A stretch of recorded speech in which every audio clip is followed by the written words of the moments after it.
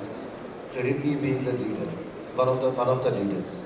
So what I would like to understand is, given the proliferation of so many fintech players which are operating in the instant loan space, how do you see the market evolving over the next few years? Because if I look at Philippines or some of the other markets like Myanmar, the instant loan provision comes together with a payment platform. Look at Gcash, look at PayMaya or WaveMoney. Whereas in India, these are for various reasons segregated. And we have a lot of players operating in this region. My two questions: how do you differentiate from each other? And B, how do you see that this space evolving over, let's say, next 3 years, 5 years, and so on down the line?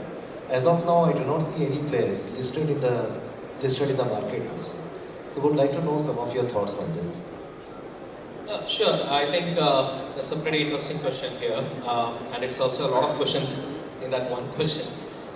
So the first thing is, I think, let me tell you this, that whether it is fintech lending or bank lending or NBFC lending, the most important factor for success is, are you able to control your risk? Is your NPAs are under control? And whether your bottom line is kind of green or positive. Let me start with that fundamental stuff. I think we have seen banks going bad when the NPAs are kind of lost. We have seen many NBFCs going bad when the NPAs are not in control. And the similar thing we have been recently noticing a lot, even in the fintech space, where the companies are going bad when the NPAs have gone bad. So this is a very fundamental thing of any lending.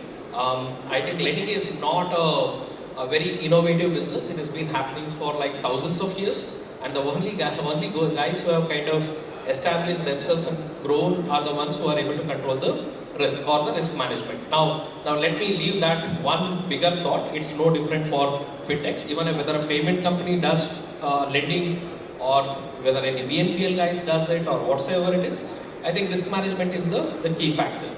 Now, adding further to that, right? So when you took a reference of, is it a play of a big tech, right? So when you say payments, or you talked about the Southeast Asian markets, it's the big techs which has gotten into the lending and probably kind of try to make big in that one.